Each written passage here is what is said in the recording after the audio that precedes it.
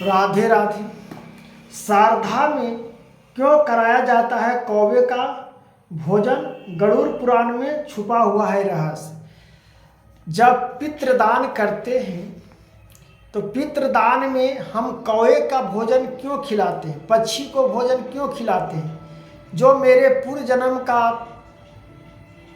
दादा परदादा पिता, जो हम पिंड दान करने जाते हैं, जो गाया पिंड दान होते हैं, उसमें हम लोग पितृदान करके अपने पितरों का अर्पित करते हैं और अपने पूर्वों को, दादा दादी को और परदादा छरदादा को उनको तृप्त करते हैं कि नरक मिला है कि स्वर्ग मिला है, हम लोग तो नहीं जानते हैं, लेकिन पितृदान करने से उनकी आत्मा जो कलट रहा है वो शांति मिलेगा।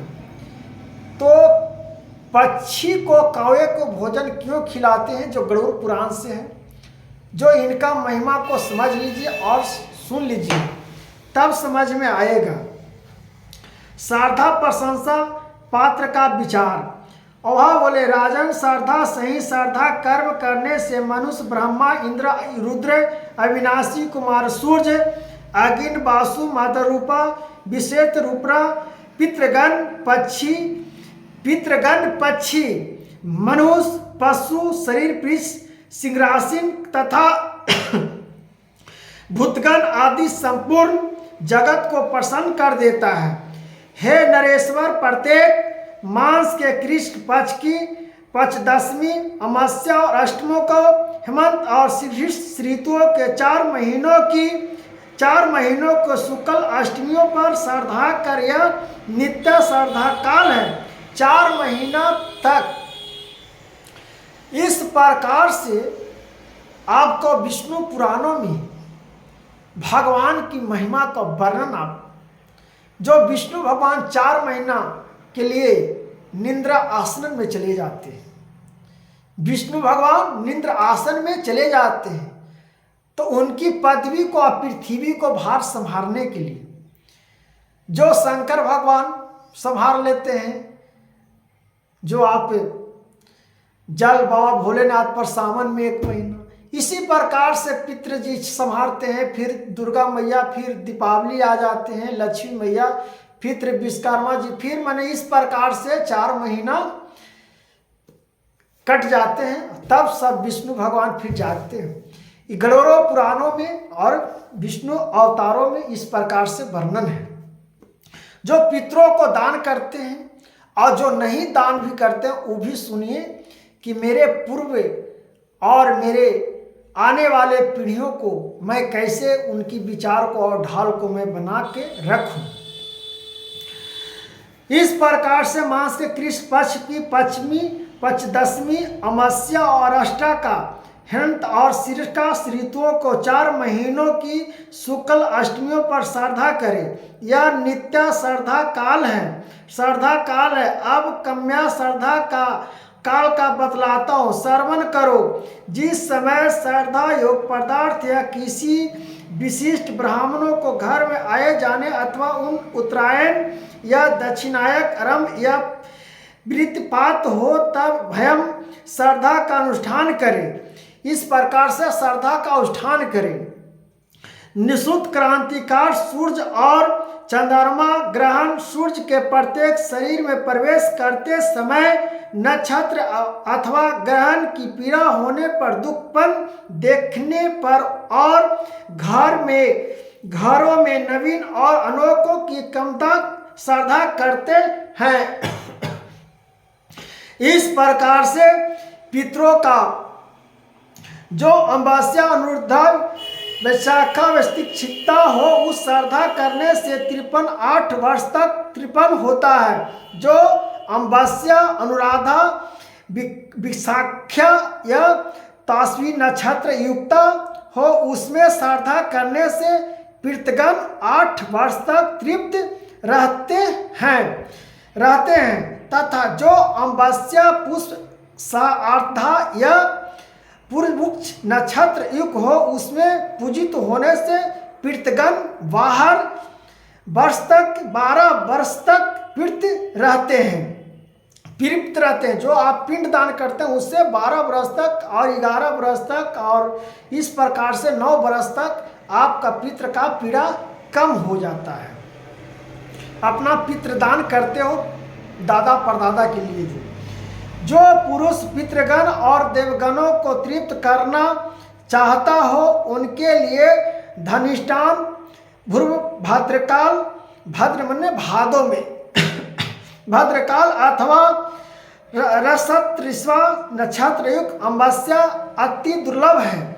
हे पृथ्वीपत, जब अमावस्या इन 9 नक्षत्रों से युक्त है, 9 नक्षत्रों से युक्त है होती है, उस समय किया हुआ श्रद्धा पितृगणों को अत्यंत दीपकात होता है। इनके अतिरिक्त पितृभक्त इला पुत्र महात्म्य पूर्वक के अति विपरीत भाव से पूछने पर श्री संत कुमार जी ने बोले हैं, कहे हैं, जिनका वर्णन किया था वे अन्य तिथियों भी सुनाए। श्री संत कुमार जी बोले, वैशाख मास की शुक्ल तृतीया कृति शुक्ल नवमी भद्रवा कृष्ण त्रयोदशी तथा माघ मास की अमावस्या, इन 4 तिथियों को पुराणों में युगाह कहा गया है। यह चारों तिथियां अन्य पुण्यदान है। पुण्यदान के लिए ये 4 तिथियां बहुत महत्वपूर्ण हैं। चंद्रमा या सूर्य के ग्रहण के समय 3 अष्टमाओं अथवा उत्तरायण या दक्षिणी के आरंभ में जो पुरुष एकाचित पितृगणों को तिल सहित जल भी दान करता है, वह मनो 1 सहस्त्र वर्ष के लिए श्रद्धा कर देता है। यह परम रहस्य पितृगण ही कहते हैं। यदि कदाचित माघ की अमावस्या का सातिभाषा नक्षत्र योग हो जाए तो पितृगण की तृप्ति के लिए यह परम कृतकृष्ट काल होता है। हे राजन, अल्पपुण्य पुरुषों को ऐसा समय हाली नहीं मिलता, और यदि उस समय माघ की अमावस्या में धनिष्ठा नक्षत्र योग हो तब तो अपने ही कुल में उत्पन्न हुआ पुरुष द्वारा दिए हुए अंधोकस से पितृगण की 10,000 वर्ष तक तृप्त रहती है, तथा यदि उसके साथ पूर्व भद्रकाल नक्षत्र का योग हो और उस समय पितृ करने के लिए श्रद्धा किया जाए तो उन्हें परम पितृ प्राप्त होती है, और वे शस्त्र युग तक शान करते हो। वो शान आपका करते हैं, जो पितृदान करते हो वो आपका दादा परदादा छरदादा हो, वो आपका शान करते हैं। शस्त्र योग तक शान करते रहते हैं। गंगा, समुद्र, यमुना, विपास, सरस्वती और नैमिषारण्य, गोदावरी नदी स्नान करके पितृगण का आदर पूर्वक आचरण करने से मनुष्य समस्त पापों को नष्ट कर देता है। पितृगण श्रद्धा यह गान कहते हैं कि वर्षा काल भाद्रपद शुक्ल त्रयोदशी के माघ नक्षत्र में तृप्त होकर फिर माघ की अमावस्या को अपने पुत्र प्राप्ति द्वारा दी गई पुण्य तिथि को जलाजिल से हमें कब तृप्त लाभ करेंगे। विशुद्धि चित्त शुद्ध धन प्रसन्न कल उक्त विधि योग पात्र और शक्ति यह सब मनुष्य को इच्छा फल देते हैं। हे प्रार्थित, अब तुम पितरों गायक हुआ हो, शुल्क और श्रवण करो। उन्हें सुनकर तुम्हें आदर पूर्वक वैसे ही आचरण करना चाहिए।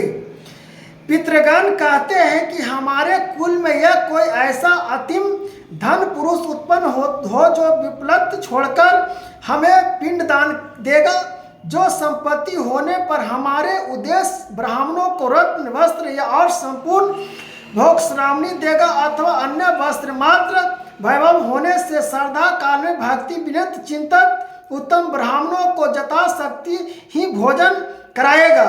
यह अंतमाई असमर्थ होने पर जो ब्राह्मण श्रेष्ठ को कच्चा धान और धन और थोड़ी सी दक्षिणा ही देगा, और यदि इसमें भी असमर्थ हो तो ही दिवज श्रेष्ठ प्रणाम कर एक मिट्टी तिल की दे, अथवा हमारे उद्देश्य से पृथ्वी। अगर असमर्थ हो तो आप जल से भी और ब्राह्मण को कुछ दान देकर अपना पितृ को दान कर सकते हो।